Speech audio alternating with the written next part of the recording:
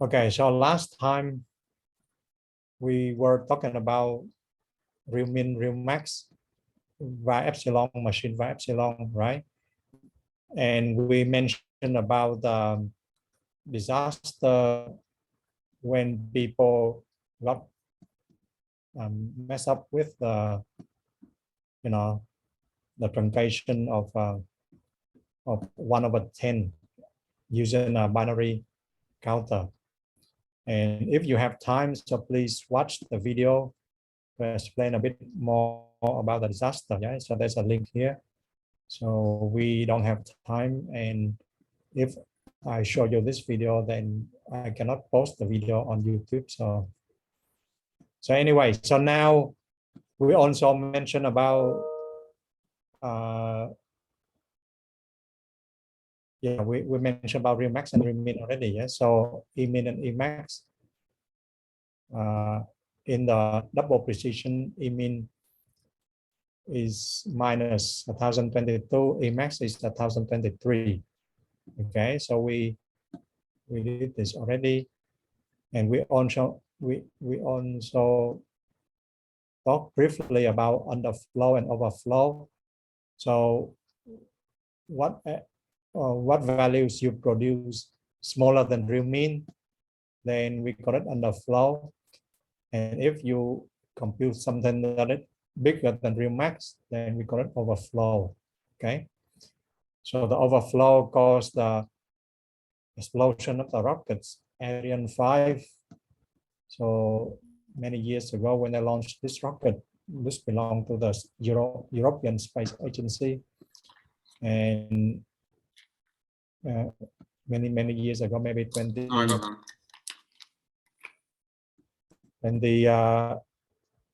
26 years ago. Yeah, so they got messed up when they tried to convert real numbers from 32 bits to 64 bits, and got errors, and it exploded. Okay, so now we study something a bit more. Okay, so there's some other consequences as well. So maybe let me start it with a very easy example. Okay, so now suppose I have a real number. Okay, so real number is defined to be like this. So 0.123456789, right? Then 123456789. Yes, and then I minus the first 9 digits. Okay, then I expect that the first 9 digits will be 0. Okay, and then the remaining are the same. Okay, so is it correct? I mean, if you type this one in MATLAB, what do you get? You get 0 or you get 1. So this is a very easy example. So can you go to Moodle and type your answer? I think Moodle, and there is a link here. So let me stop this. I share the Moodle page.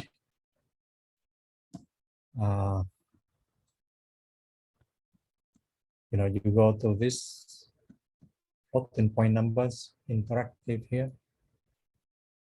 Okay, and then so there's 2 questions. So real min and real max. So we review real min and real max. Yeah, and then after that, can you show me this value x equal those values or not? So either 0 or 1.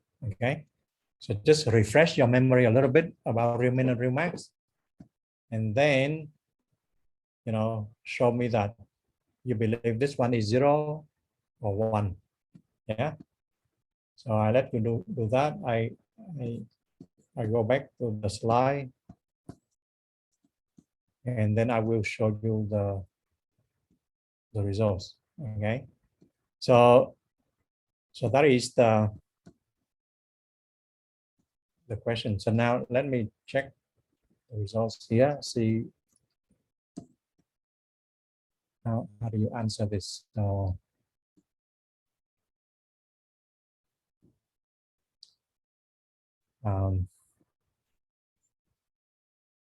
Okay, we still have people coming in.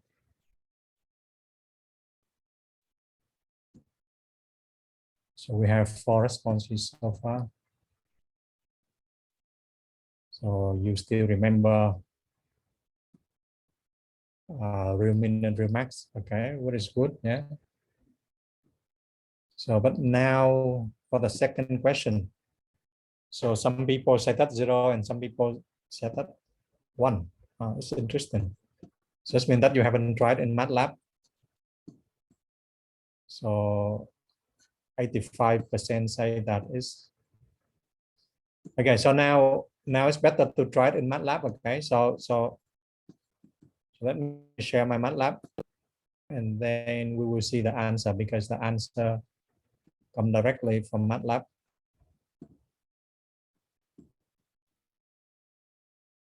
So suppose I have, so I clear everything, yeah. So I have x is 0.123456789. 1, 2, 3, 4, 5, 6, 7, 8, 9. Yes. And then I minus the first 9 digits. So 1, 2, 3, 4, 5, 6, 7, 8, 9. Okay. Then I ask whether x equal 1, 2, 3, 4, 5, 6, 7, 8, 9. 1, 2, 3, 4, 5, 6, 7, 8, 9. Okay. And the answer is no, it's not. Okay, so you expect that it should be the same, but actually it's not. Okay. Yeah. And why is that? So that is the topic of today's lectures. Okay, so today's lectures we talk about rounding errors. So then we go back to explain why is the case. Okay. So now let me go back to the slide. So now remember, so now you, for a real number, okay, so you can have, you know, like pi or Euler number, or, you know, 1/3, you know, so it can have infinite many digits after the dot. Okay, and then you put in machine, you put in the floating point representation, then, you know, it got truncated. Okay, so if you look at pictures, the pictures look like this. So let me draw a picture. So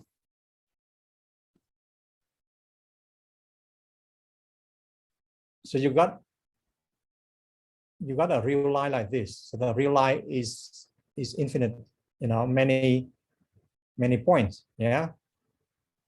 And then the floating point number system, the one inside the computer, you know, only has finite many values. Okay, so it has only finite many values like this. Okay, so now suppose I have a real number x. So real number x. So real number x, I just wrote like here. Okay. Then you see this number x, if we are lucky, then it coincides with the values from the floating point system. But, you know, it's not always the case. So then the one right before it is, we call it x minus. Okay, so x minus is this number. And the one right after this, after x, we call it x plus. Okay, so remember the vertical bar are the numbers from the floating point number system, and because it has finite many digits, has finite values of exponents, so therefore it has only finite many values. But then the real life, you have infinite many values. Okay, so you see, so the value x here, okay, we'll have x minus and x plus. What are the floating point numbers that right before and right after x. Okay, so that is a picture of uh, of x minus and x plus. Okay, so x plus is the machine number right after x, and x minus is machine number right before x. Okay, so written more precisely this definition, but I just explained to you by pictures. And now, you know, you can represent x minus and x plus precisely when you have the binary representation. Okay, so suppose a binary representation of x, you have infinite many digits like this. Okay, and in your floating point system, you have only p digits. Yeah, so then we have to chop up at the dp minus 1 here. So then x minus, okay, is exactly x, but you chop up right here. You chop up right here. Okay, and x plus is, you know, you just add on, you know, like the very last digits. You just turn it up one bit. Yeah. So for example, okay, so now suppose I take x to be pi. So remember, pi, you have infinitely many digits after the dot for the decimal. And then binary as well. In binary, when you try to express pi, then you have infinitely many digits after the dot. Okay. And now assume that our system has only three digits. Okay, so it's not a double precision, but now it has only 3 digits. And you can see that, you know, so x minus is only the first 3 digits here. So you chop up the tails. Yeah, so you got this digits 1.0 in binary form. And remember, if you try to convert this one back to the decimal, then this one is just 3.0. Okay. And then now how about x plus? So x plus is x minus, and you plus the, you know, you turn on the very last digit, so 0.1. So that's why you got 1.1. Yeah. And in binary form, so when you convert in decimal form, so 1 is 3 and 0.1 is just 0.5. So you got 3.5. So you see the number pi is between 3 and 3.5. Yeah. So you can imagine that in floating point system, you have p is 53. So you have, you know, more digits after the dot. Yeah. Okay, so now we have some special case. So if x minus is real max, you know, sorry, if x is bigger than real max, then x minus is just equal real max. Yeah. And then x plus is just infinity. So you cannot represent it by real values. And then if x less than minus real max, then x minus is just minus infinity, and x plus is minus real max. So you see now you see that whenever you have a real number, right, x, then what you store inside the machine is a rounded number. We denote it by round of x. Okay. And so now there's many ways to round off a real number. So you can round off the number to be x minus or to be x plus, or, you know, I mean, if it's positive, then you take x minus, and if it's negative, you take x plus. Okay. But the most sensible way is round to the nearest. Yeah. So, you know, remember you have x minus and x plus. Then we just take which one closer to the real value x. Okay, so we cannot round to the nearest. And MATLAB use this. MATLAB use round to the nearest. And then, So you see now, if you see in the pictures, rather the nearest is, so we go back to the pictures here. So now if you remember the pictures, so in this case, right, route to the nearest, then you take route of x to be route of x to be x minus, right? Yeah. So you see that because x is closer to x minus. But other cases, when x is closer to x plus, then, you know, maybe suppose I draw another pictures. Yeah. So suppose I have x minus here, x plus here. So remember, x minus and x plus are the machine number. And then I have x somewhere here. Okay. Then route of x in this case will be x plus. Okay, so there's a question. So let me read the question. So the question is, so even pi is stored as a rounded. Yes, even pi is stored as a rounded number in MATLAB is correct. Yes. So you cannot store all the digits of pi in MATLAB. So in MATLAB, you just get a rounded values of pi. Okay. So it's still very good approximation already. Yeah. Okay, so now we go back to the slide. Yeah.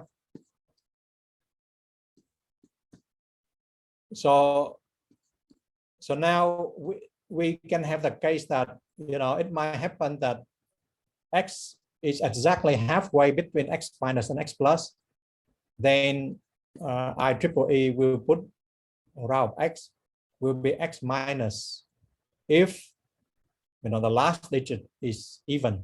So in our case, the last digit is 0. Okay, because our binary digits are the 0 or 1, and 0 is even and 1 is odd.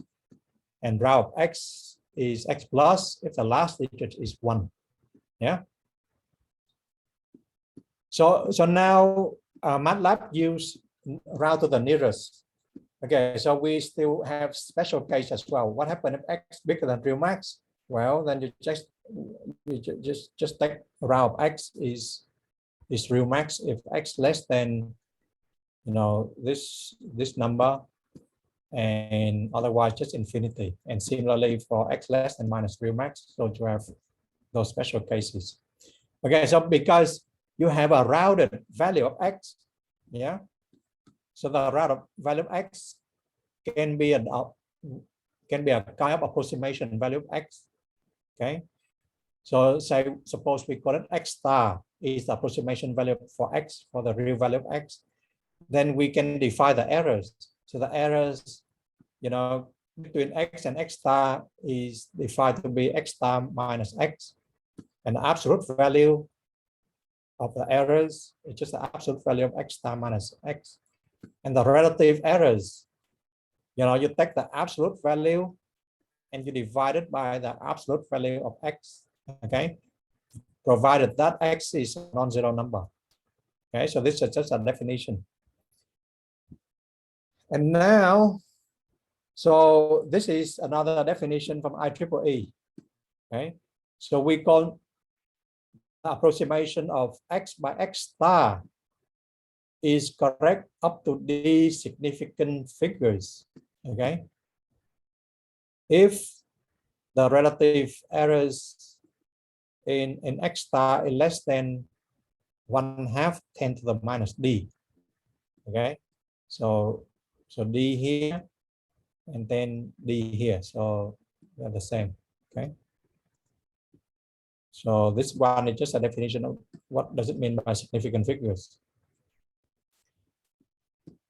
So now we have a lemma. The lemma just say that suppose I take a real number x, yeah, and I route it off.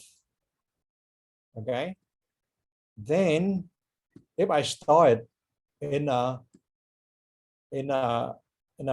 finite floating point number system, then the errors, the routed errors between routed value of x and x is less than 1/2 epsilon absolute value of x. Okay. So how do I show that? Okay, so go back to the pictures. Yeah. So now let me show you the pictures again. So now we have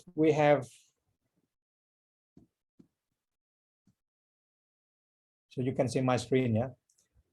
So you have something like this. You have, now I just zoom it, you know, super big, yeah.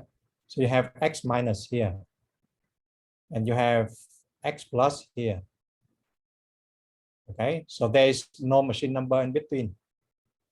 Okay, and then your x right here. So your x right here. Okay, so you see that now you can take row of x. Well, maybe use this. So in this case, you can see that row of x, okay, it just equal x plus, right? Because remember, we take row of x to be the nearest machine number closer to x, yeah. And because in this case, x closer to x plus, so row of x is x plus. And so row of x minus x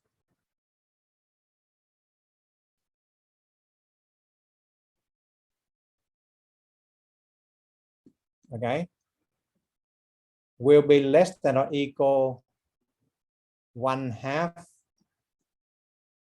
the distance between x plus and x minus.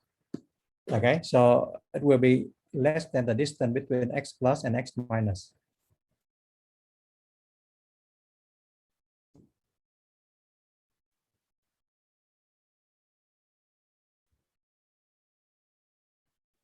Okay, and now if you remember the floating point number system, yeah, so then x minus is something like, you know, 1 dot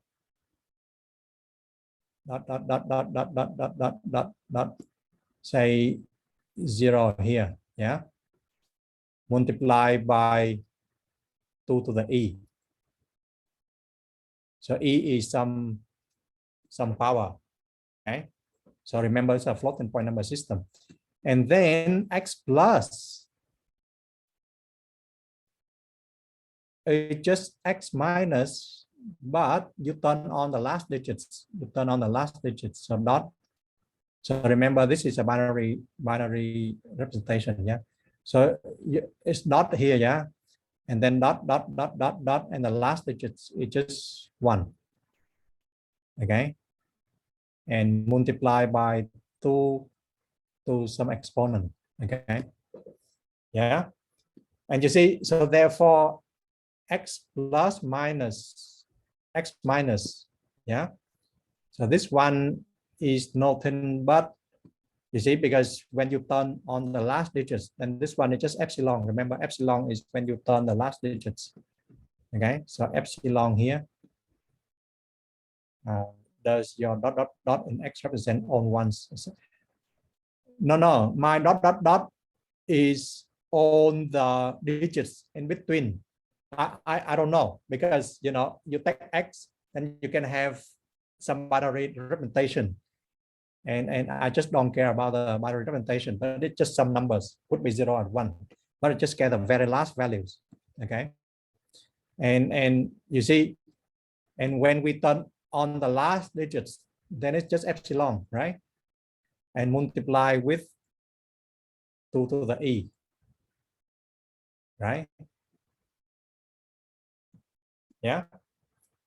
And now, so remember, in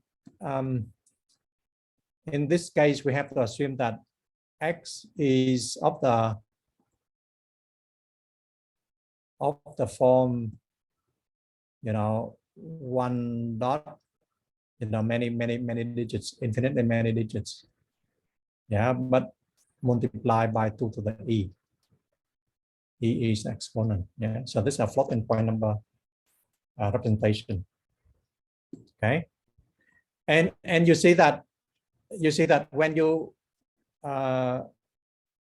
combine those estimates, and it will less than, how do you know that x doesn't end in 1 and x plus doesn't end in 0? It's a very good point. It's a very good point.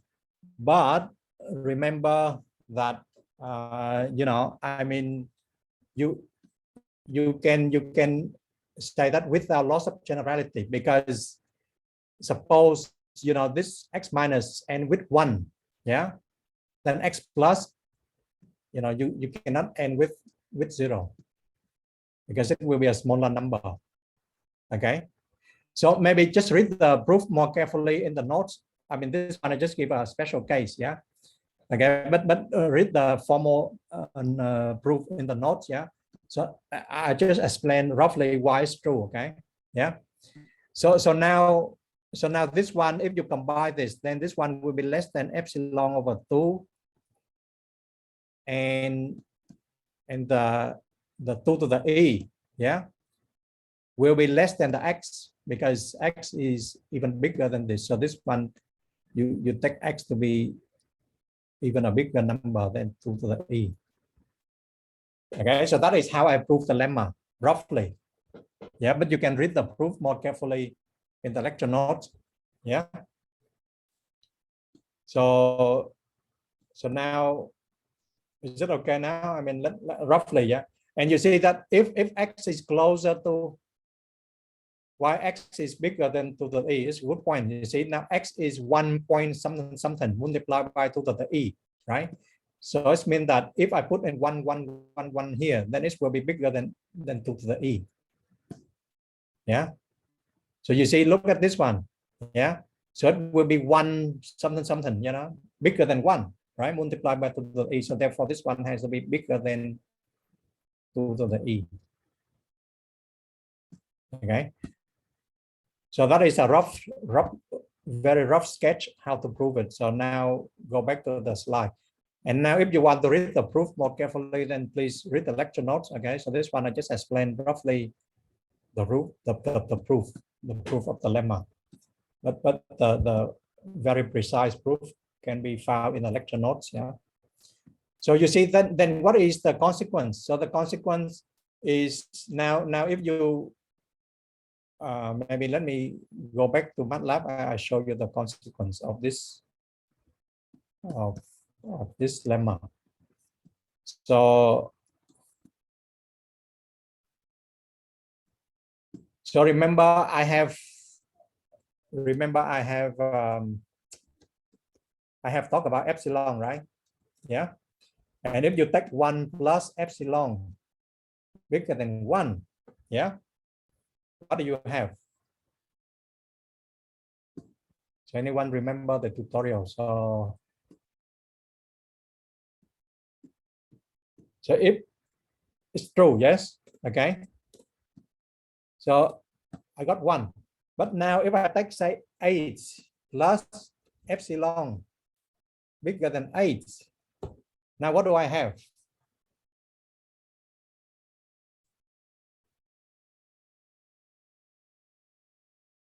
Now what do I have?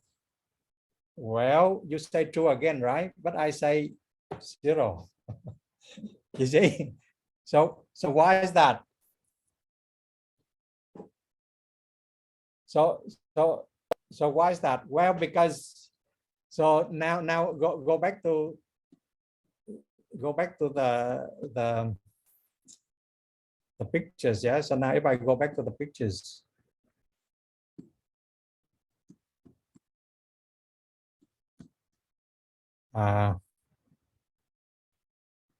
So now let me erase this. Yeah.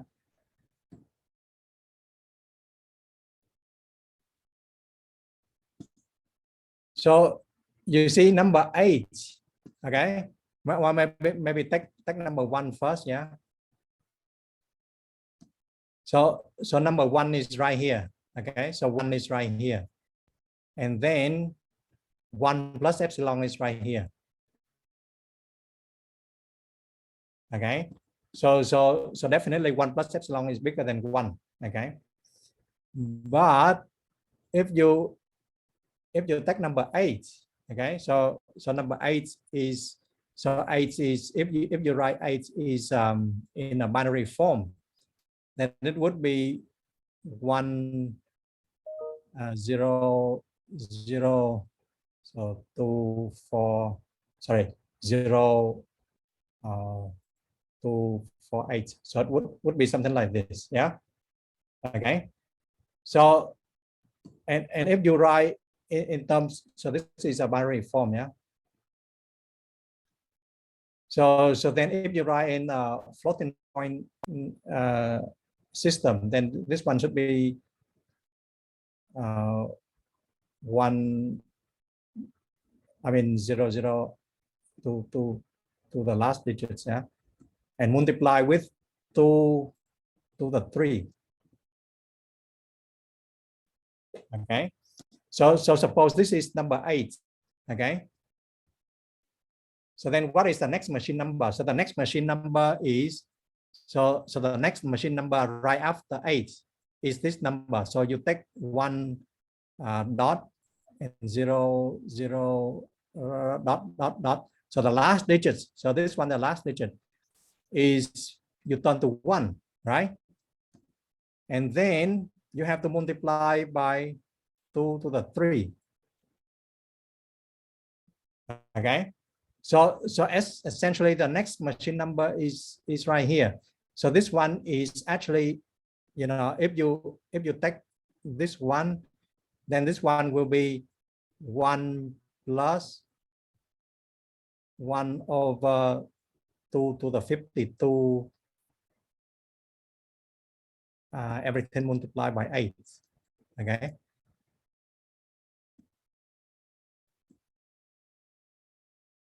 Okay. So the next machine number is actually 8 plus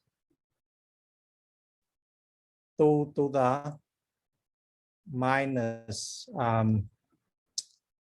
49. Okay. So a plus epsilon is somewhere here. So if I take a plus epsilon, then it's still somewhere here.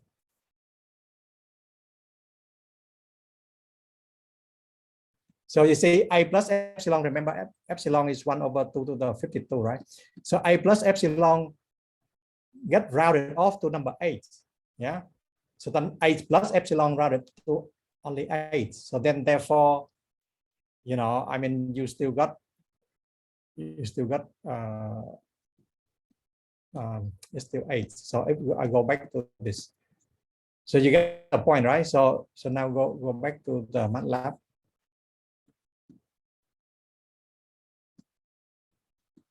So you see 8 plus epsilon is still 8, and 8 cannot be bigger than 8. Okay. So if you want to add, you know, something that go beyond the 8, then you have to add epsilon of 8. Then this one will be okay. So epsilon of 8, you know, if you look at this one, it will be 2 to the minus 49. Okay. So you see the consequence of this lemma. So epsilon is just the gap between 1 and the next machine number. Okay, but epsilon of 8 is the gap between 8 and the next machine number after 8. Okay, so that is the definition of epsilon of of a number. Okay, so now we have to go back to the slides. Any question about this one? So everything is okay, right? Okay, so now in single precision, then 1/2 epsilon is about 0.5 10 to the minus 7. So roughly you got 7 significant figures. Okay. And if you use double precision, okay, then epsilon is 2 to the minus 52. Okay, then you divide it by 2, you got about 0.11 10 to the minus 15. And remember the significant figures, we introduced it in the previous slide. Yeah, so significant figures just mean the relative error is less than 1/2 10 to the minus d.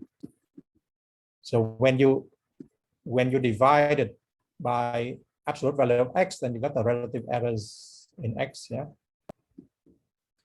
So then again, so now there's a consequence in addition, subtraction, multiplication, division. So first, like the machine will take the rounded value of x and rounded value of y and add it up and then round it again. So therefore you have the values. I mean the final results. Yeah, is the rounded values. So you see here. So this one is summarize how it works when you take two floating point numbers, you add them up inside MATLAB or inside any programming language that gives a floating point number system. Okay, so first it take the rounded value of x, then it take a rounded value of y, and it add it up and got something, then it round it again. Okay, and so now people ask, okay, so when you have some rounded errors like this, then what are the errors? The errors, when you do some rounding like this. And now there is some lemma. People have proved it already. So they prove that the relative errors of a plus, okay, is still a small number because epsilon 1 is epsilon over 2, so it's still a small number. Okay, and if you take epsilon square, it's even smaller. So multiplication is okay as well. Okay, so multiplication, the relative errors is still controllable by epsilon, and when you divide it, then the relative errors is still controllable. Okay, so epsilon 1 is still a very small number. But now there's a problem with the subtraction. So people show that, okay, the relative errors of subtraction is bounded by this quantity. So x plus y over absolute value of x minus y. Okay, so those numbers are still a small number, but 1 over x minus y could be very big if x and y are close to each other. Okay, so remember our very first example before we started the lectures. Yeah, so the two numbers, when we consider this,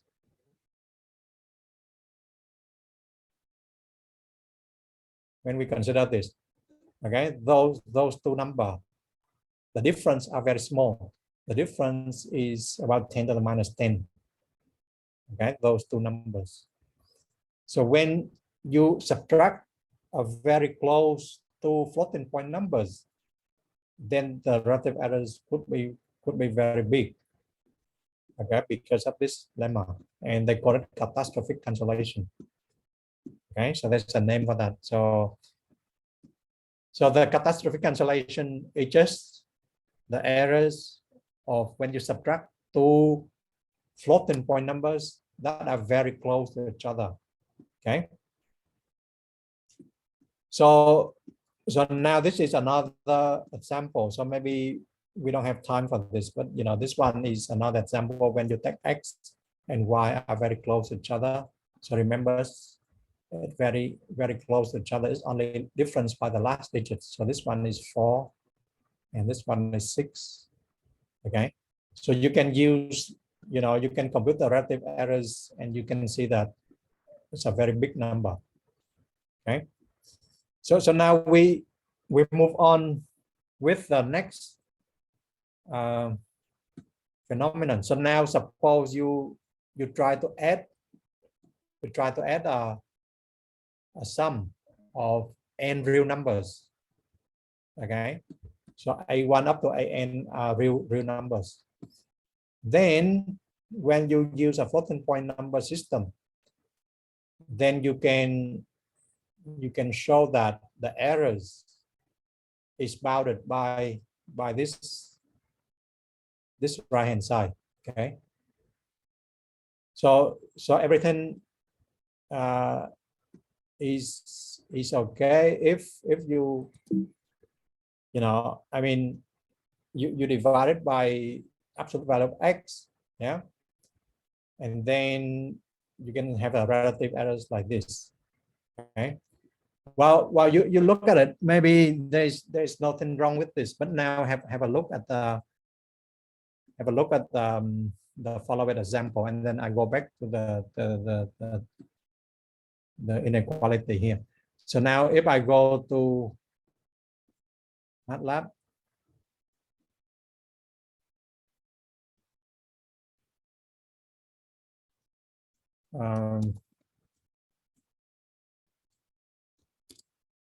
so negative exponent. Yeah.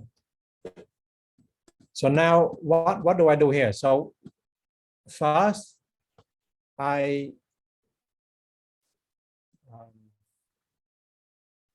set x to be 20, okay, set n to be 80, and then k is a vector from 0 to n.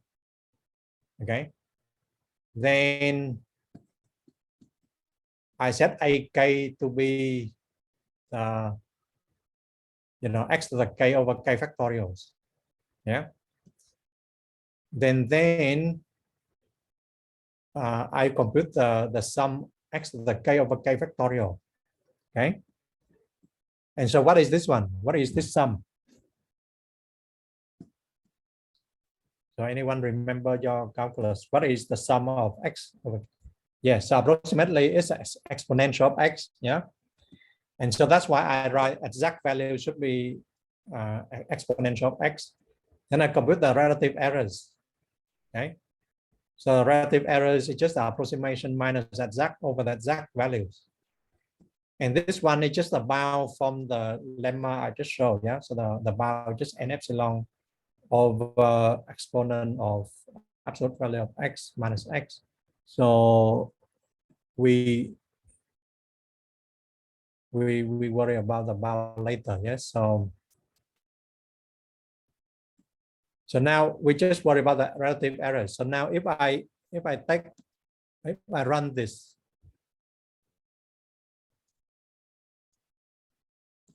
so you see the relative errors is very small. Yeah. So 2 to the minus 45 something. Yeah. Okay. But now what happened if I put x is minus 20? I run it again. So now you look at the relative errors. So now the relative errors is 1.0 something. Okay. And the bound is 4,000 something. So when you look at the relative errors, okay, when the relative errors is 1 point something, then it's very bad because the relative errors is more than 100%. Yeah. So the errors is very big. Relative errors is 100%. It's off by 100%. So why is that? Okay, so why is that? Well, so now we have to look at the theory. So go back to the theory. You see, in this case, then the relative error is so big, then there's no way you can trust the results. Yeah. And now we have to go back to the theory. Why is that? So now if I go back to the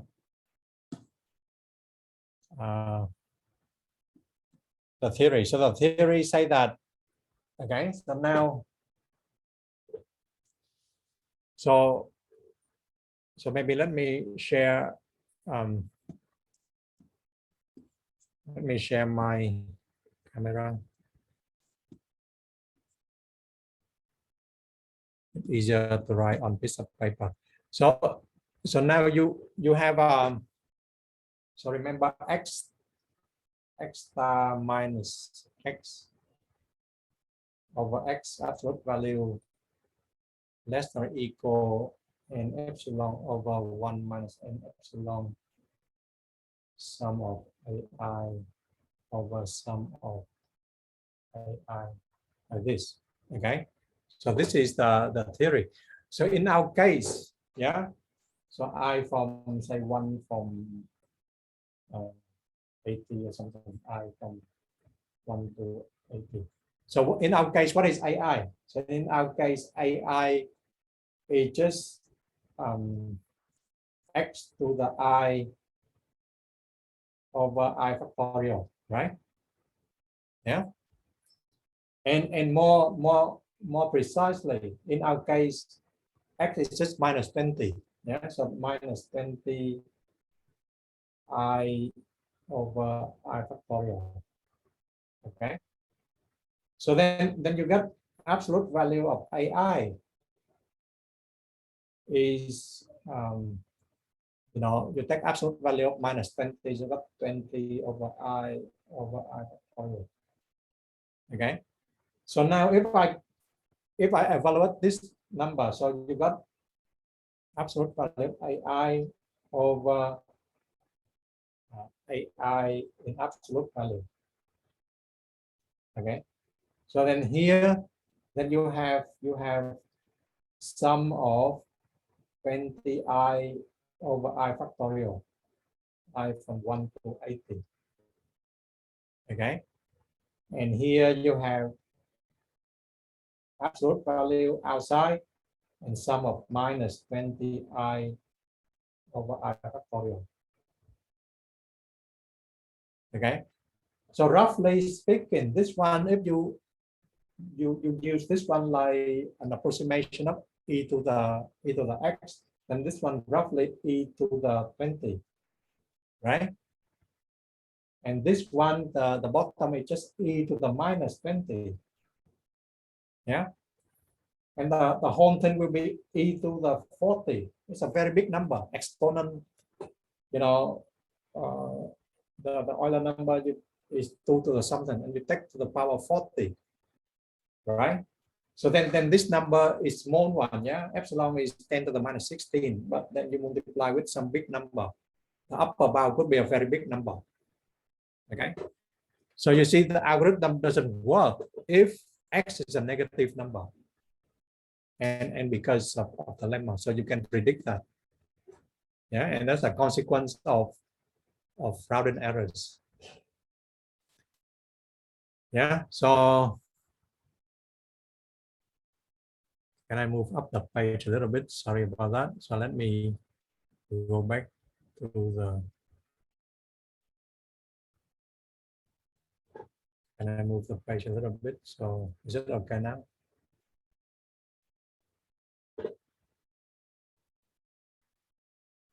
Okay, so is it okay now? Everything is okay, right? So now how do we handle this? How do we handle this? So you see, I show you that if I put x is positive, right? Then it's okay. But when I put x is negative, then the error is very big. So then how do I compute, say, e to the minus 20 using this script? You know, so I assume that you don't have a way to compute exponential directly, but you have to use a Taylor series like this. So then how do you compute, you know, like e to the minus 20?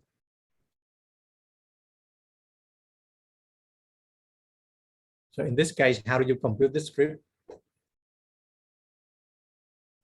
How do you fix that? How do you fix? Suppose I still want to compute, you know, the partial sum of e to the minus 20. And how do I fix the situation?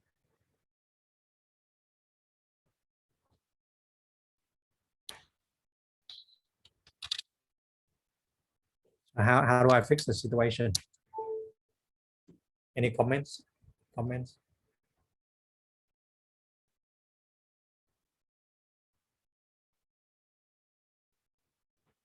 So how do I fix the program?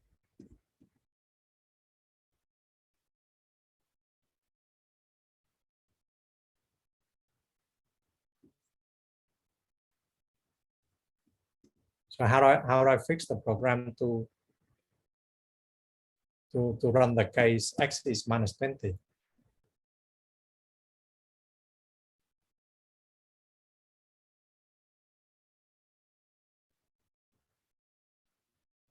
So there's a simple way to fix it, okay? Because I mean e to the minus 20, right? E to the minus 20 is just 1 over e to the 20, e to the plus 20, yeah? So you just run for x is plus 20 and you take the results and you take 1 over that results. Okay, so that is a way to fix the program, yeah. But you avoid, I mean, you avoid the errors by not using x is a negative number. Okay.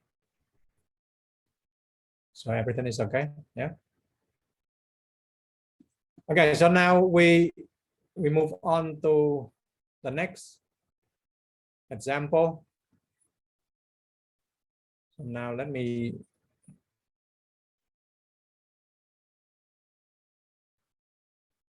no. No, I mean, I don't say that you cannot use e to the minus 20 in MATLAB. I say that just suppose that you couldn't, suppose you couldn't compute exponent in MATLAB, okay? Because in MATLAB, everything is so easy, right? So but I mean, this one, I just assume that, there is no function exponent in MATLAB, but in MATLAB you have it. But just suppose in C, they don't have exponent function, right? If I remember correctly. Or some language, you don't have exponent, maybe now every package, they have an exponent function, but just suppose you cannot have an exponent directly and you have to compute from the Taylor series, okay? Okay, so now go back to the slide, yeah?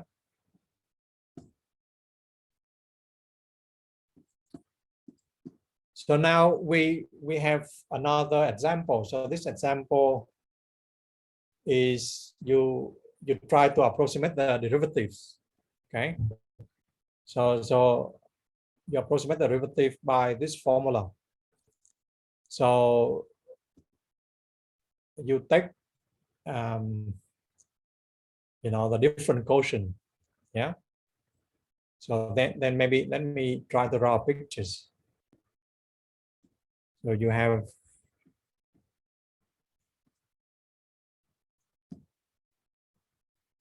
so suppose you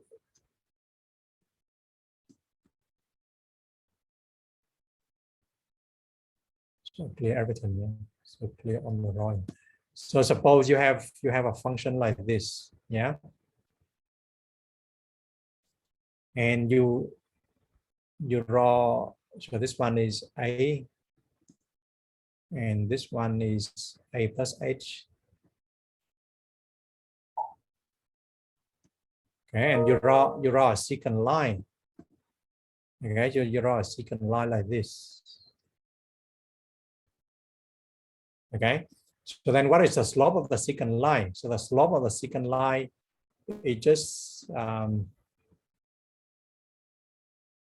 f of a plus h minus f of a divided by h, right?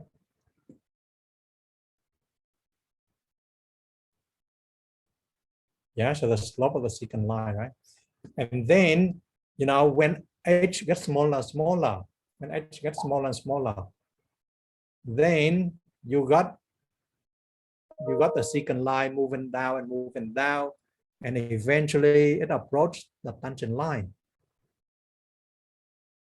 right?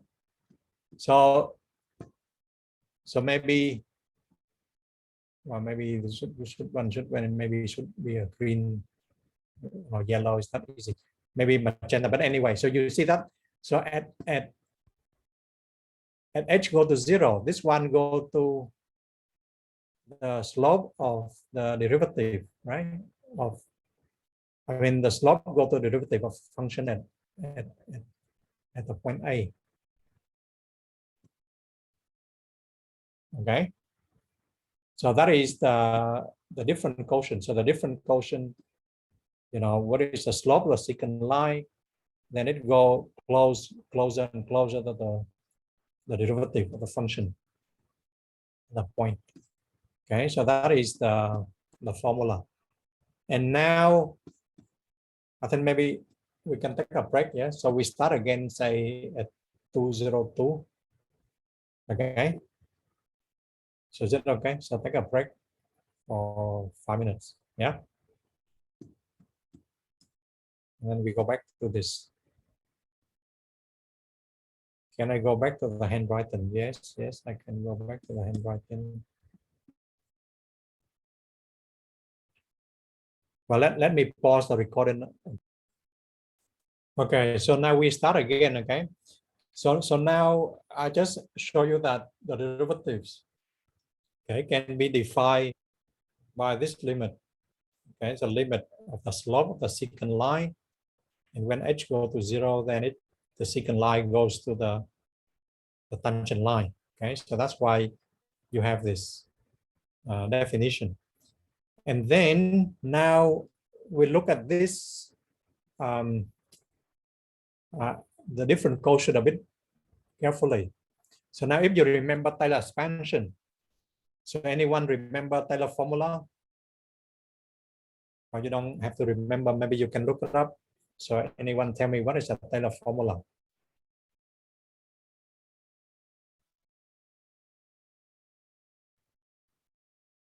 You can look it up and then tell me the Taylor formula, then explain how I get these two lines.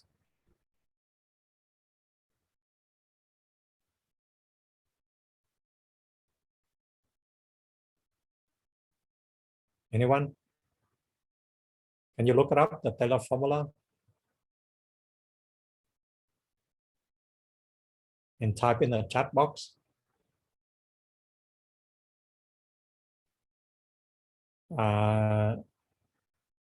No, this formula is only for a general term. But what I want is I want the full sum. What you have is correct, but only the nth term. Yeah, why is only for n equal to? Yes, I will explain, but now can you show me a more complete formula? First, you have to look it up, the correct formula first, and I explain why I got this formula. Why I have only n equal to terms, yes. But what is the general formula for Taylor expansion? You can Google it. So what is the formula for Taylor expansion? Okay, the sum of fn at, well, fn at a, not fn at x, but fn at a. Okay, so now go, let me what you have is fn at a, not fn at x. Yeah, so now let me go to a piece of paper and I show you.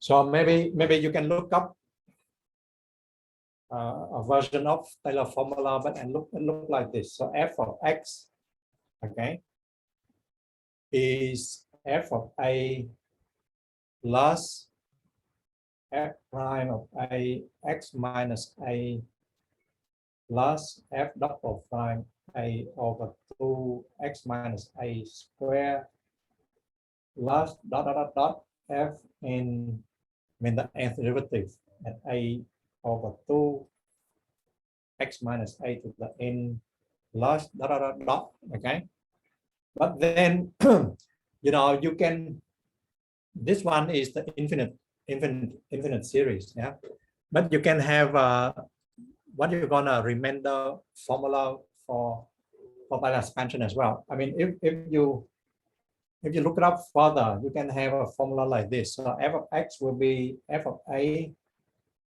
okay, plus up to f of n at a. So this one is not over to n over factorial, okay, n factorial x minus a n.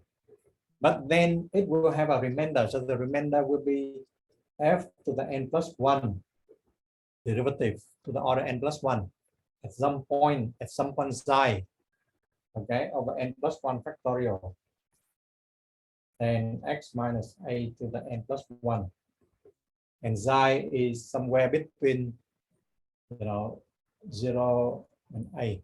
Okay, so this one is x close to a. Yeah, and now I'm going to use the case when n equal 1. Yeah, so when n equal 1, then what do I have? So n equal 1, then I just have f of a, f of x, yeah, is f of a plus f prime at a over 1. Okay, so x minus a to the 1. Okay, then f double prime some point xi here over 2 factorial, what is just 2. Okay, and x minus a squared. Yeah, so that is my Taylor expansion with the remainder.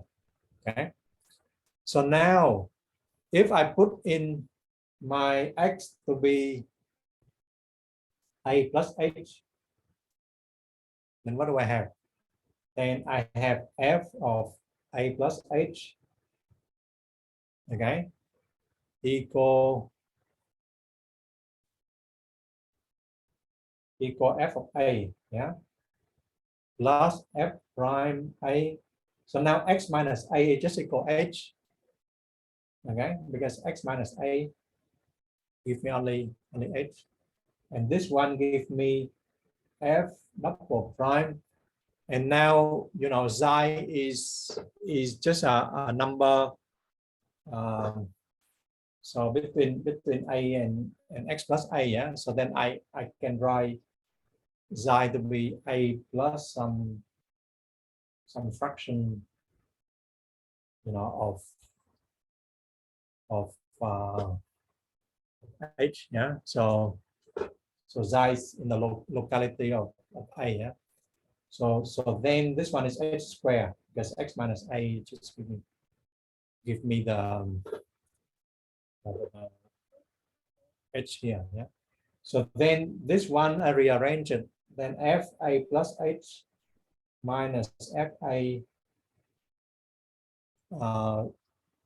is going to be f prime h, yeah, plus f double prime a plus h divided by 2h squared, yeah. And then I divided by h, and I got f a plus h minus f of a divided by h minus f prime of a is just equal f double prime a plus h 2 times h. Okay, so something like that. So that is exactly what I have in the slide. So this one is just the different quotient. Okay, and this one is the derivative. And then this is just the errors. So the errors will depend on the second derivative multiplied by h. Okay. So now we go back to the slide, yeah.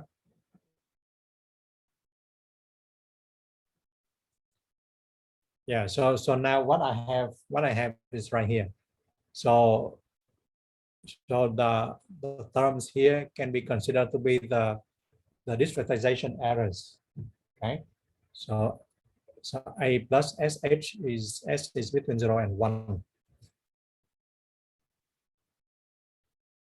Why a plus sh?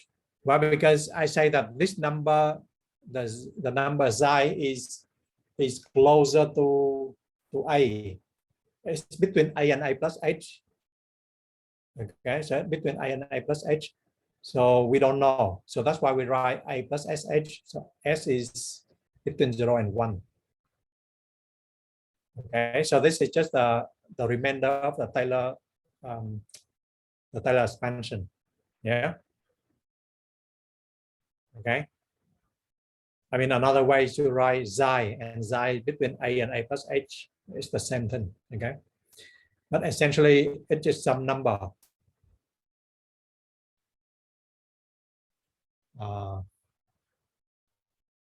Between 0 and a.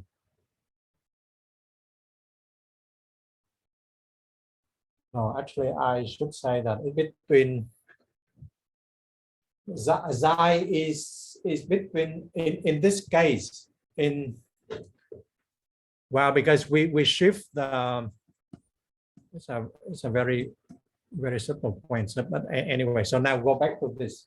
So here when I say xi is between 0 and a, yeah, is actually maybe this one is not accurate, because you have a right here, right?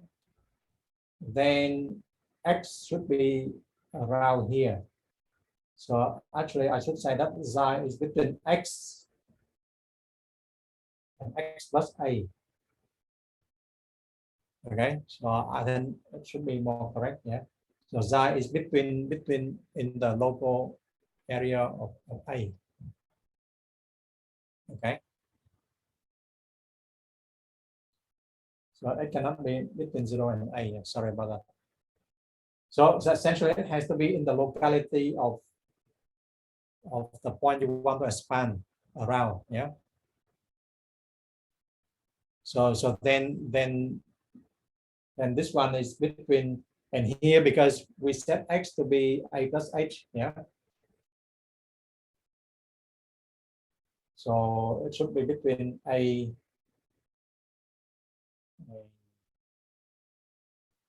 plus h. Yeah, because you try to span around a plus h here. Okay, so I think the whole point is the xi is just a number close to x. So that is the whole point of the theorem. Okay, so we a plus h is between 2a plus h.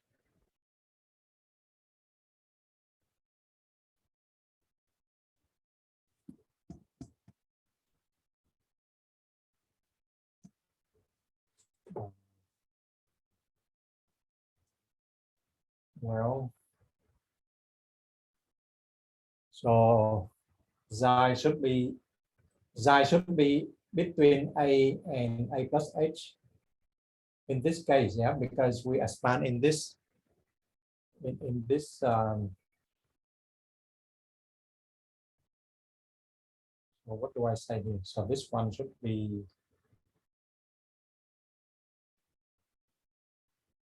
so here then this one I have to adjust this. So this one should be between a and a plus x.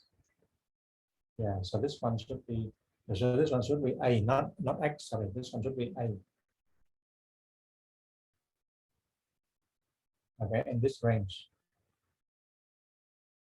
Okay, so we try to span around a. Yeah, and we go up to x. So this one should be in this range. Okay, is it okay now? So in here we try to span in this range from a to a plus h. Yeah, so essentially xi is the point in the intervals you try to use the Taylor expansion. Okay, so it's valid in the local value a.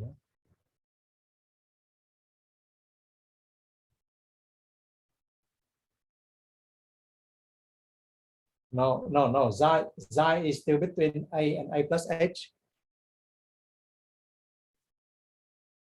Not to A, but only A plus H.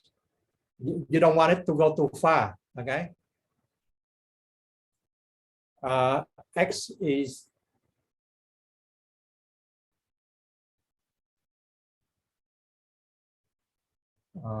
okay. So see, because here we say that X is A plus H, so you say that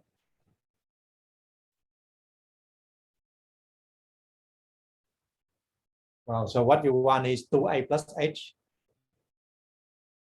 Xi isn't depends on X. Okay, just look it up. Just look it up the correct formula for this. Okay, but right now it's not important. Okay, because it's just a point closer to A.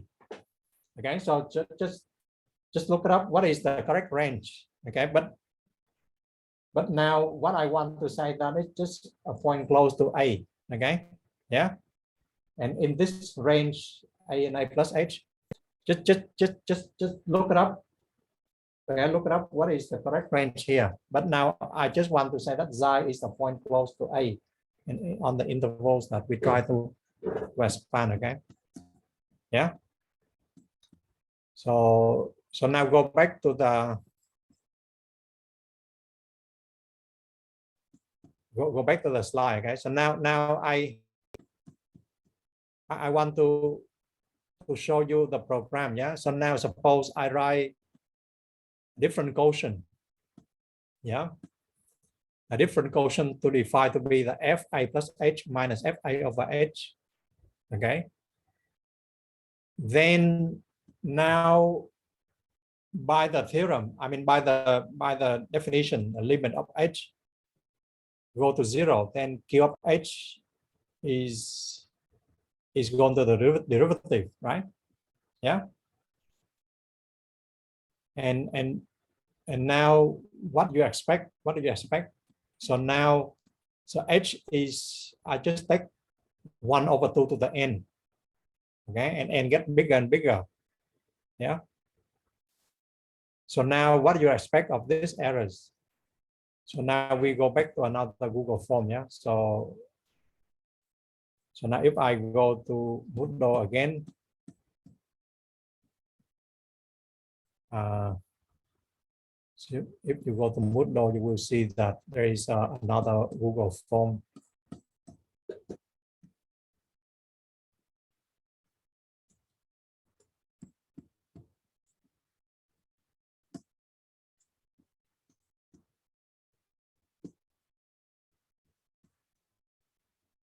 So now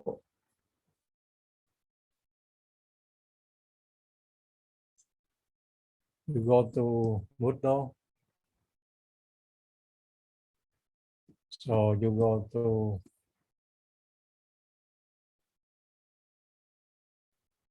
to different quotient.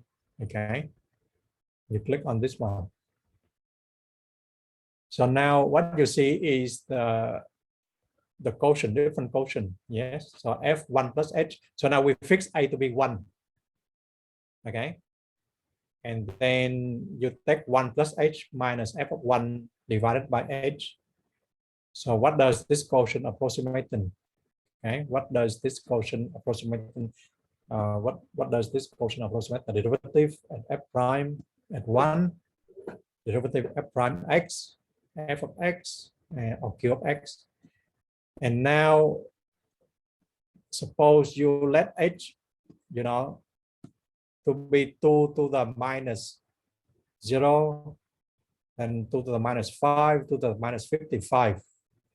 Then what value of h that minimize the errors between qh minus f prime of 1? Okay, so can you try this? So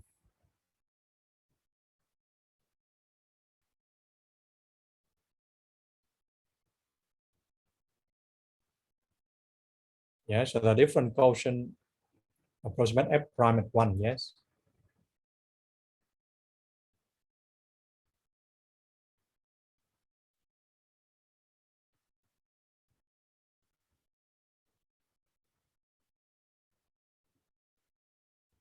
And then what is the what value of h that minimize the errors. So we have two responses.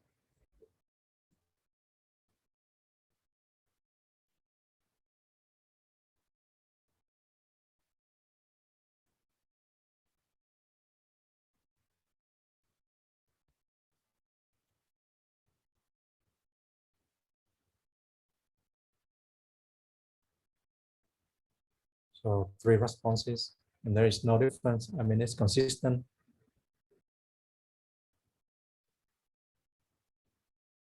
Okay, so now we have a split in the second question.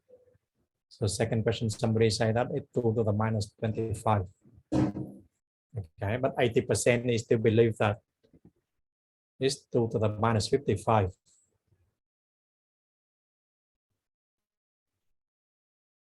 So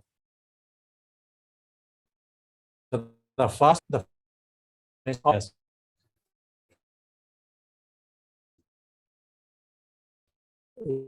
Is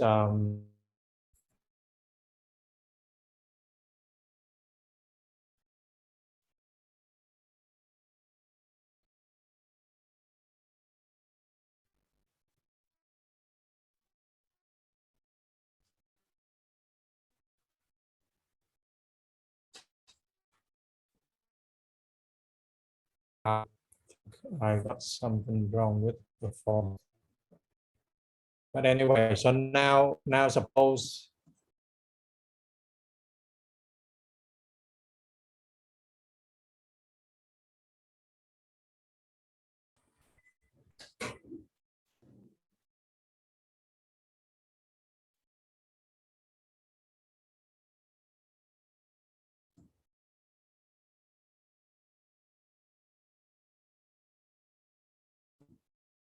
now we go back to the form, and then I just lost the connection.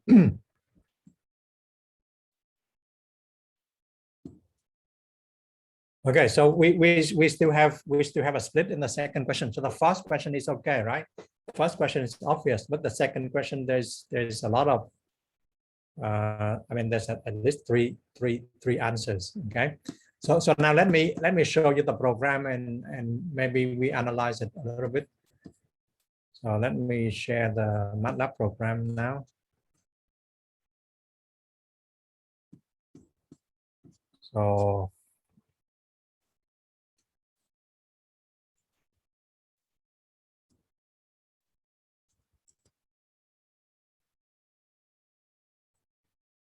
now you see that first I define the anonymous function f of x. Okay, is just exponent of x, yeah, and then I set a to be 1, yeah. So far so good. And now I take h to be 2 to the minus n, right? So n run from 0 to 55. I increase by 5. Okay. Then I compute the different quotient. The different quotient is just f of a plus h minus f of a divided by h. Okay. And now we know the errors. So the errors, so remember in our case, f is just e to the x, then f prime is e to the x as well. And you evaluate at 1. So the errors is just a different quotient, you know, minus e to the 1. And I print out the results. Okay. And now let me run it. So let me run. So I just run the program. And you can see that now if you look at the table, so when you see the errors as smallest, so the errors start at 1.95, yeah. Then I start going down, yeah. Question. Yes. So you see that it gone in down to 25, then it start going up again. Okay. Okay. So this is contradict to calculus because calculus say that, you know, I mean, h gets smaller and smaller, then you should get something closer to the exact derivative. Okay. So now what's going on? What is going on here? So why is contradict calculus? And according to calculus, when you take the limit h go to 0, then the different quotient should go to the derivative, right? But it's not the case. It's not the case. When h gets smaller, it's true that the errors get smaller and smaller. Yeah. But then it start going up. Start going up. See, start going up after 25. Okay. Then it's become 2.72 something. Okay. So now, so you see now you have to go back to the theory. Okay. So remember in MATLAB we don't have an exact real number. Okay. What we have is just a floating point real numbers, floating point numbers with finite many digits. Okay. So now let me go back to the theory. So now we see that it's smallest at n equal 25. Okay. So now let me show you why is the case.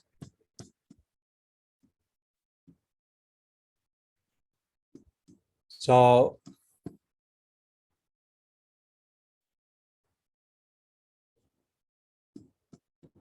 now what we have.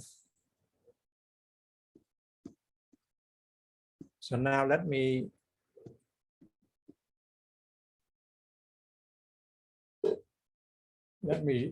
start writing a little bit. Yeah. So what we have is, so f of x. So remember f of x, yeah.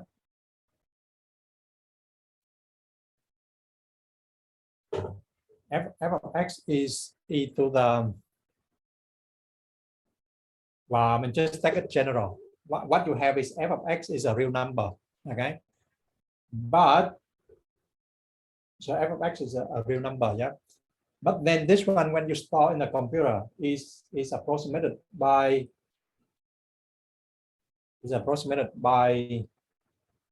f star of x. So this is the floating point numbers, yeah? So this one is a machine number with finite number of digits. Okay. And remember, we show in the lemma, we show that f star of x minus f of x is less than epsilon, less than or equal epsilon times the absolute value of x. So we got it from the lemma. Okay. So actually we got epsilon over 2, but just forget about epsilon over 2. We're just a bit generous here. Yeah. And then what we have is, you know, we have q of h. So we have q of h is f of x plus h minus f of x divided by h. Yeah. But again, q of h, okay, is approximated by q star. Okay. So q star of h. So again, this one is the machine number. Okay. So it's not a real value. I mean, it's a real value, but a floating point number values. Okay. So that approximates the exact value of q. And so now, what is the difference? So the difference between q star h minus q h, okay, is, so remember q star is just f star a plus h minus f star a, right, divided by h minus f of a plus h minus f of a over h. So this is the actual value. Okay. And now,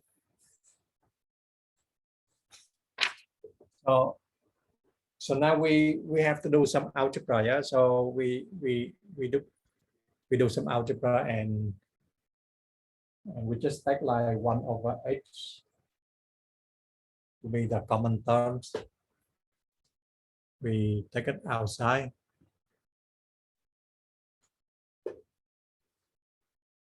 Okay, and we combine the term here and term here. So you got f star a plus h minus f a plus h.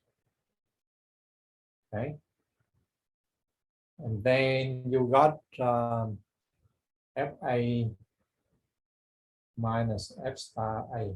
Okay, so I just rearrange the term a little bit. Okay, and now I use triangle inequality. So I use triangle inequality.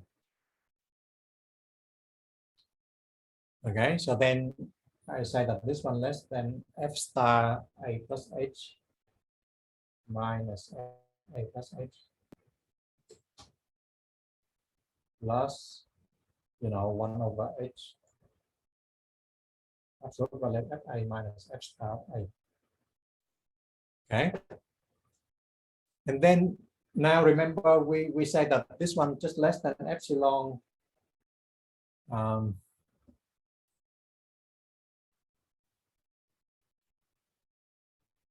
this one less than 1/h, and this one epsilon f of a plus h. Yeah,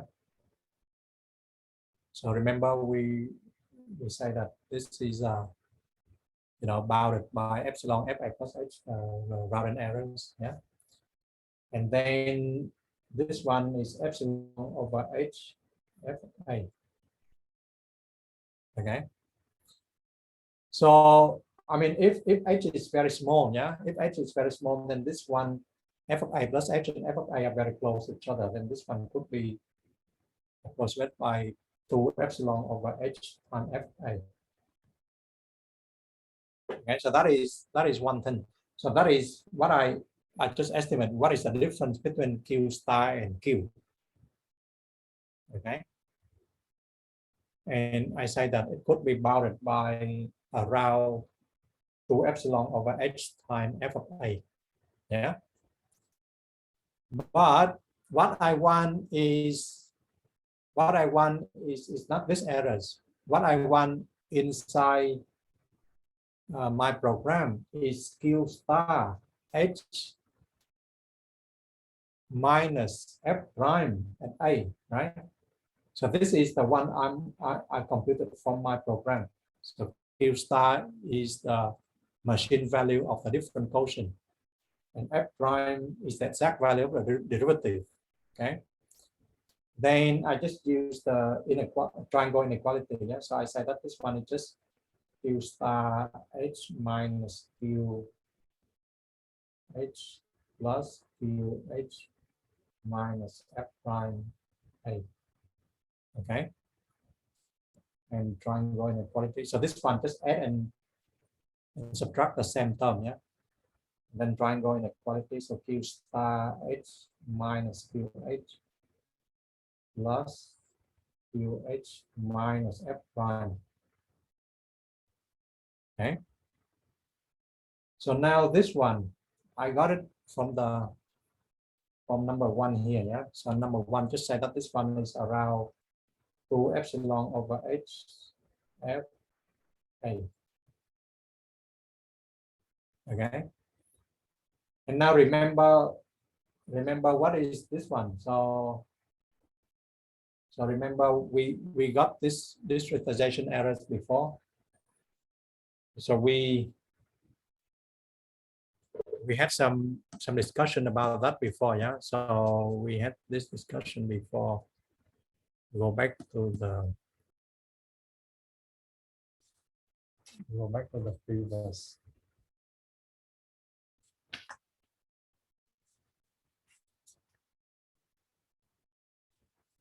Okay, so go back to this one. Okay, so we still not sure about the range of psi, but it's not important. So what we worry is just this one, yeah. Okay, so this one is the quotient QH minus F prime. Yeah, and it will be something multiplied by H. Okay, and that something is, you know, the second derivative. So very close to second derivative at the point A. So now let me write just, you know, about second derivative multiplied by H. Okay. So now you look at the final. So this one we call it round off errors. Okay, and this one we call it discretization errors. Discretization errors. Yeah. Now you look at the final inequality. Yeah. So when H go to 0, what happened to the first term? So can I move that page up? Yes. So QH supposed to have A instead of X. So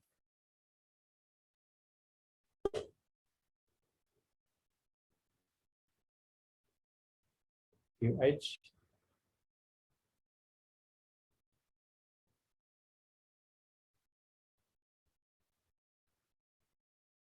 at the beginning I wrote QH, I wrote X, root point.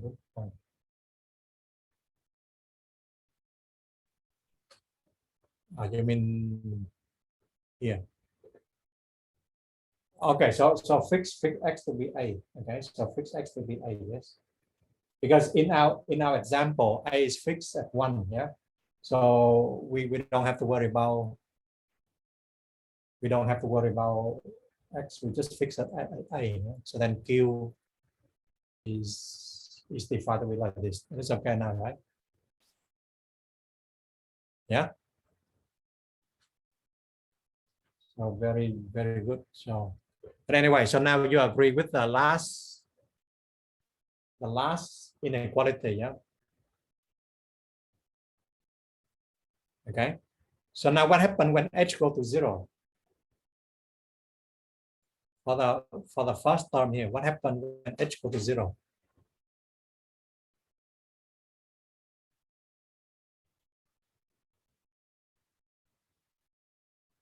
Yeah, it blows up to infinity. Blows up to infinity, yeah.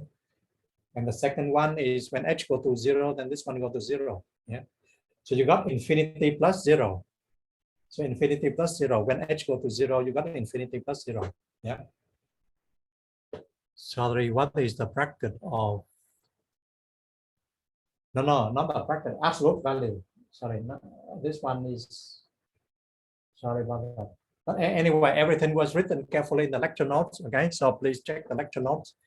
So this one is just the parentheses and then take the absolute value. Yeah, so this one is the absolute values. Yeah. Okay, so now the second terms go to 0 when H go to 0, but the first term go to infinity. Yeah.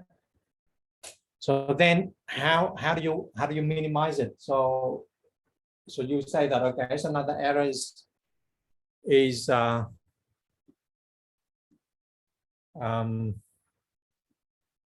so in our case, yeah, so in our case, so let's suppose that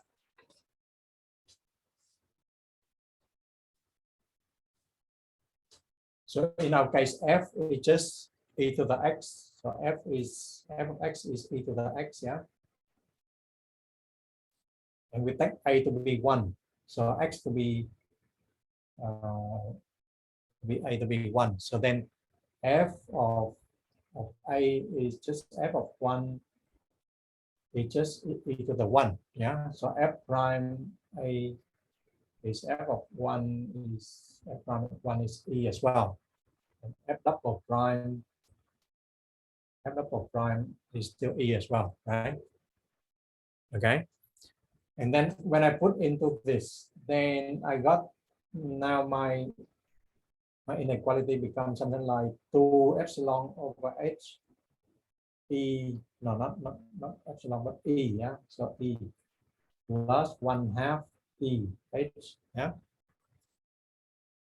So what is something like, you know, I take e outside, and then 2 epsilon over h plus h over 2. Okay, and you see now, suppose I denote this one is e to be a function of h.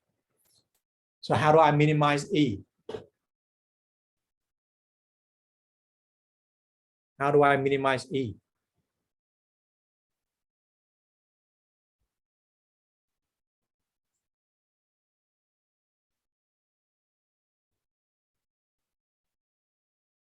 So how do I minimize e? I just take the derivative, right? So if I take the derivative with respect to h, okay, then I got 2 epsilon over minus h squared plus 1/2, right? And I set it equals 0, yeah. Then I got my h to be, well, then I got 2 epsilon over h squared is 1/2, right? Yeah. Then I got h squared is just 4 epsilon, right? Or h is just 2 square root of epsilon. Okay. So if I put in h is 2 square root of epsilon in MATLAB, what do I have? So now if I put in 2 square root of epsilon in MATLAB, and then I got, you see, now if I put, so now let me share you my MATLAB calculation.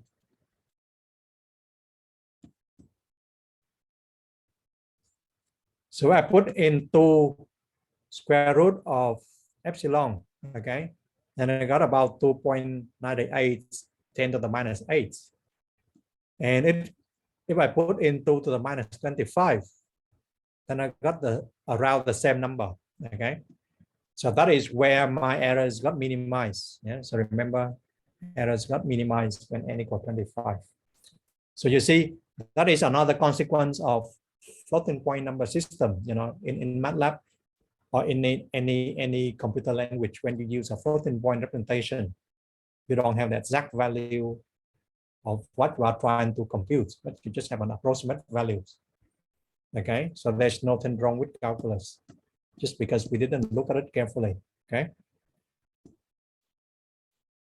So any question about this one?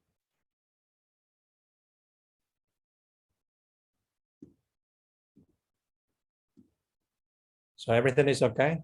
Yeah. So can we move on now? So again, it was written carefully in the lecture notes. Okay, so please read the lecture notes. You just need to understand what's going on. And now if I go back to the slide, we see the lecture note. Yeah, so you see the lecture notes. You can have this. So now let me go back to the slide. Okay, so now we move to another topic. So these are big O and little o notation. So this one you will see it will use later on in the next topics. But let me introduce those definitions to you. Yeah. So the big O and little o notation is, you know, when they try to compare two algorithms, which one is faster than which one? Okay, which program, I mean, which algorithm perform better or faster than another algorithm. And you know, back in the 1940, computers was very expensive. So running computers very expensive. So people just analyze it using paper, pens and paper. And they analyze it by analyze the formulas, and big O and little o notation are very useful. So now we just go back to the history and define what does it mean by big O and little o. So big O notation. So when you have a sequence, okay, so sequence say xn, then we call it a big O of alpha n. If you can bound absolute value of xn by a constant times absolute value of alpha n, okay, then we say that xn is a big O of alpha n. So so we write little o when you have xn and alpha n, but now when you take the quotient, okay, xn over alpha n, and when you take the limit, then you got 0, and we call it xn as little o of alpha n. Okay, so now maybe look at an example. So now I say that suppose I have xn to be n plus 1 over n squared. Then I say that it's just a big O of 1 over n. So you can see that on the left hand side, okay, it's a complicated expression, but on the right hand side, it's a simple expression. Okay, so somehow you see that the big O notation is like a shorthand, okay, of the left hand side. Yeah. So first we go back to the definition and see how it works first, okay, and then and maybe let me show you why.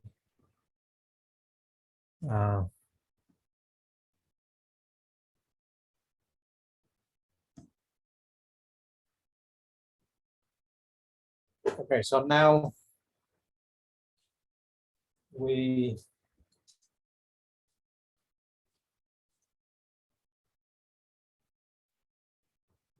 try to say that n plus 1 square, okay, sorry, n plus 1 over n square is big O of 1 over n. Okay, so now you can see that n plus 1 over n square is just n over n square plus 1 over n square, right? And 1 over n over n square just 1 over n. And this one is 1 over n square. And you can see that 1 over n square, okay, when n bigger than 1 and less than 1 over n, right? Because you see 1 over 2 square less than 1 over 2, 1 over 3 square less than 1 over 3, so on and so forth. And this one is 2 over n. Yeah, so the constant is here. The constant is 2. Okay, so you can see that xn is always less than, so xn. So suppose I define this one to be xn, yeah. And absolute value is always less than or equal to, alpha n is 1 over n, yeah. For n bigger than 1. So therefore, n plus 1 over n square is a big O of 1 over n. Okay. Yeah. And now another example. So now suppose I have 5 over n, okay, plus e to the minus n. I claim that this one is a big O of 1 over n as well. Okay, so now, okay, so this is xn, yeah. So you got xn is 5 over n plus e to the minus n, and this one less or equal. So remember e to the minus n look like this. So e to the minus, so e to the 0 is 1, yeah. And then it just going down like this. So e to the minus n here, yeah. Then it will less than 1 over n. So 1 over n is this curve, yeah. So it will be less than 5 over n plus 1 over n, and becomes 6 over n. So you see that there's a constant 6 independent from n. So we can say that, you know, xn is 5 over n e to the minus n is the big O of 1 over n. Okay. Question? No, there's no dumb question. Everything is okay. So how do we denote the difference between big O and little o? Well, the big O is you have to use a capital O, and the little O you use a little O. Okay, so write a big capital O here. Okay, and for little O you use a small letter. If there's a special way to write it, no. No, I mean, you just use a different fonts. The big O, just use a big capital. Yeah, maybe something like that. Yeah, so, okay, so let me write a little O, right? So now we go to another example, little O, yeah? So now, so suppose I have 1 over n log n, 1 over n log n, okay? Is a little O, okay, so now I write really little, so there's no confusion, okay? Little O, 1 over n, okay? Yeah. Then how do we show that? Well, we just say that xn over alpha n, we take the limit, and the limit should go to 0, right? So now xn is 1 over n logarithm n. Okay, and now I divided by 1 over n. Yeah. Then, you know, I mean, I have to flip this. So this one become n logarithm n like this, and this one become n like this. Yeah. And n got cancelled, so we got 1 over logarithm n, and logarithm n, you know, when n go to infinity. So if you take limit of n go to infinity,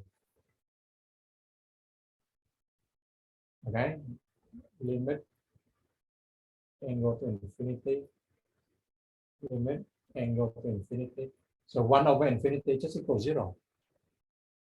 Okay, so therefore you say that you know, xn is just little O of 1 over n. Okay, so you see the idea, right? So you just verify the definition. Okay, so another example. So now maybe another example here. Another example is 1 over n. 1 over n is little O of 1 over logarithm n. Okay. So again, you have to take 1 over n, you divide it by 1 over logarithm n. Okay. And so this one will give you logarithm n over n. Okay. So now, how do you handle this limit? How do you handle this limit? Can we have multiple big O and little O? You mean like composition of big O, or what do you mean by multiple big O? So big O of big O of big O, or what? What do you mean by multiple? Because big O, as in for the sequence xn,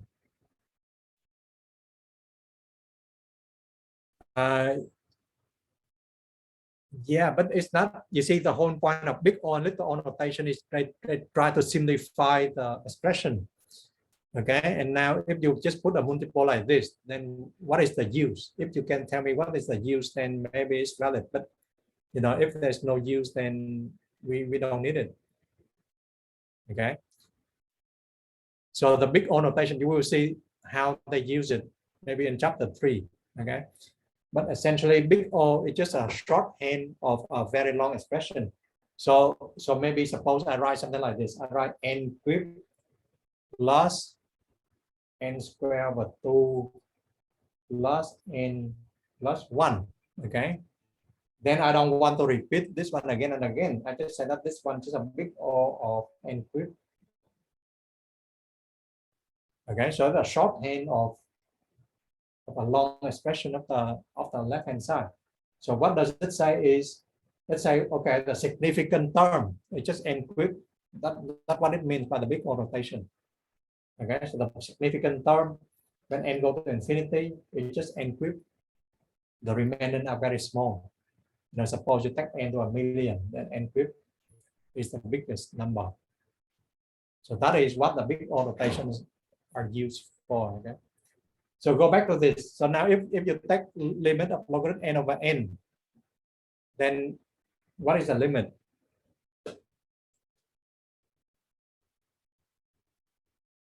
So anyone remember how to take the limit of this one? Yeah, but before 0, you have to tell me what is the keyword here? L'Hospital rule. Yes, L'Hospital rule, right? Because it's an infinity over infinity. So you have to take L'Hospital rules, okay? And you still remember. So this one is 1 over n over 1. So this one gives you 0. Okay, so L'Hospital rules allow you to do that. So that is a big O notation. So any question? So the big O notation and little O notation. So we will use it in the next topic. So right now you will not see it. So you can have, you know, instead of sequence, you can have function as well. So the same ideas apply here. So you have a function f and a function g, and x is a real number. Okay, so f is a big O of g if you can bound the absolute value of f by a constant times the absolute value of g.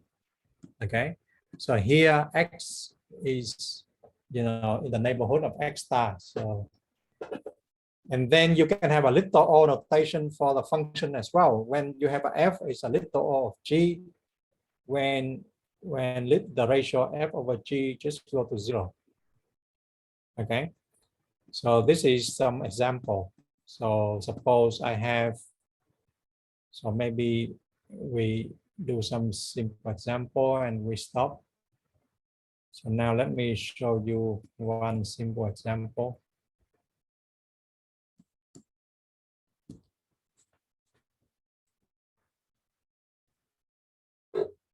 So now suppose I have square root of x plus 1. Okay, it's a big O of x. So you see square root of x plus 1. Okay, I mean this one for big x, it should be like x squared plus x squared, right? For x bigger than 1, yeah. And you can see that this one is just 2 absolute value of x. Well, 2, or not 2, what the square root 2, yeah. Okay, so then you can see that, you know, this is a constant, right? So you can say that x squared is a big O of the function x. Okay, and the next example is sine of x is a big O of, so this one is when x go to infinity. Okay, and this one sine of x is a big O of x when x go to 0. Okay, so this one, you know, when x go to 0, then sine of x is less than or equal x in absolute value. Okay, so remember you can draw pictures of sine function like this, and you know, when, well, maybe you can make a function 2 here. Okay, then definitely smaller. Okay, then we say that sine of x is a big O of x or small x. Okay, Okay, so I think we have to stop here. Yeah, so I stop the recording. So any question, I can hang around for a few minutes, but I will have to stop the recording. So